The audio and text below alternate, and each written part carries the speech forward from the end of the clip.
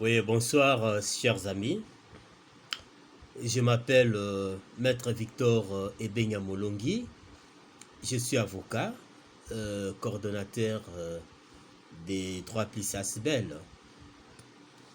Je vais aujourd'hui, donc ce soir, je vais m'entretenir avec vous sur la constitution de la partie civile devant la Cour constitutionnelle. Parce que j'ai lu un débat très intéressant dans un groupe Facebook. Il y avait même une question qui m'a été posée dans ce sens, mais j'ai voulu quand même y répondre par cette vidéo.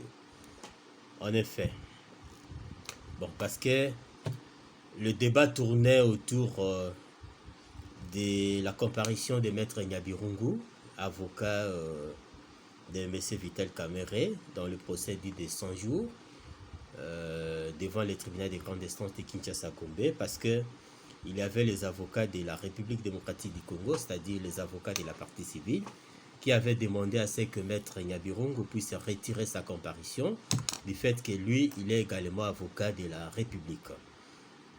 Parce que bon, les avocats disaient que non, il aura conflit d'intérêt parce qu'il ne peut pas comparaître contre sa propre cliente.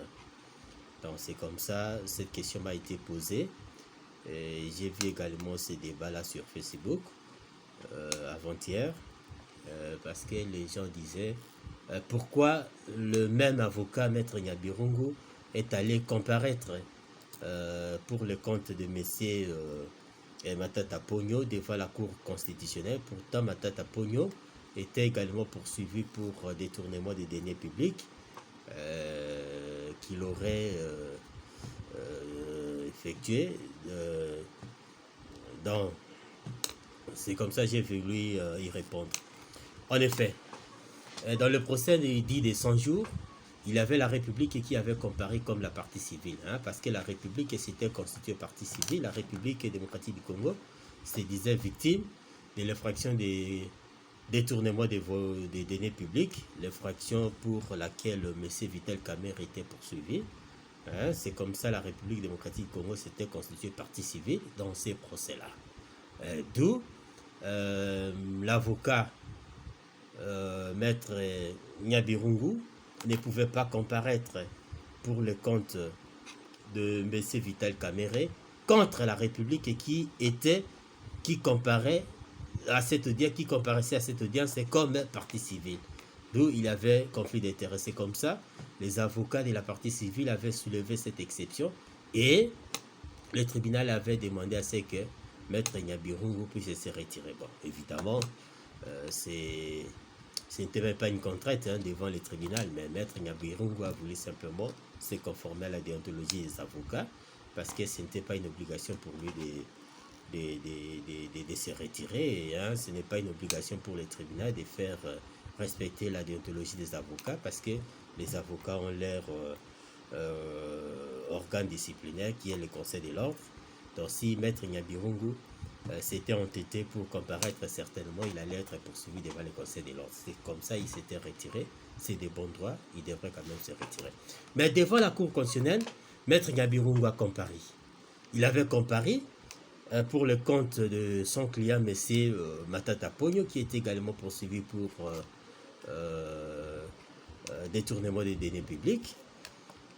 Et on ne pouvait pas quand même demander à ceux qui se retirent, parce que devant la Cour constitutionnelle, la République ne pouvait pas se constituer partie civile, parce que la loi dit ceci, nous disons toujours, que dit la loi l'article 106 de la loi portant organisation et fonctionnement de la Cour constitutionnelle est clair là-dessus.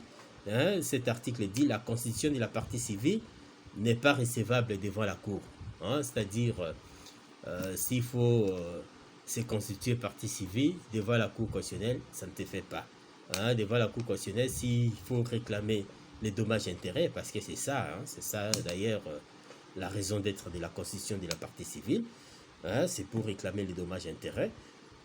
Ainsi, s'il faut réclamer les dommages-intérêts, il faut attendre que la Cour rende son arrêt définitif et après, la partie qui s'estime lésée par la commission d'une infraction commise par le président de la République ou le Premier ministre, va plutôt saisir les juridictions ordinaires, hein, c'est-à-dire va saisir peut-être le tribunal de grande instance, le tribunal de paix, hein, ça va dépendre du montant de la peine. Donc c'est comme ça s'est fait, parce que devant la Cour constitutionnelle, on ne peut pas se constituer partie civile. C'est des bons droits que Maître Nyabirungu avait comparé, parce que la République ne pouvait pas se constituer partie civile devant la Cour constitutionnelle, parce que la loi l'a interdit. La loi dit on ne peut pas se constituer partie civile devant la Cour constitutionnelle. C'est comme ça que Maître Nyabirungu, professeur Nyabirungu, avait comparé pour le compte de son client. Merci beaucoup et bonne soirée chez vous. Continuez toujours à suivre 3+. Nous sommes là pour la diffusion des droits. Merci et bonne soirée.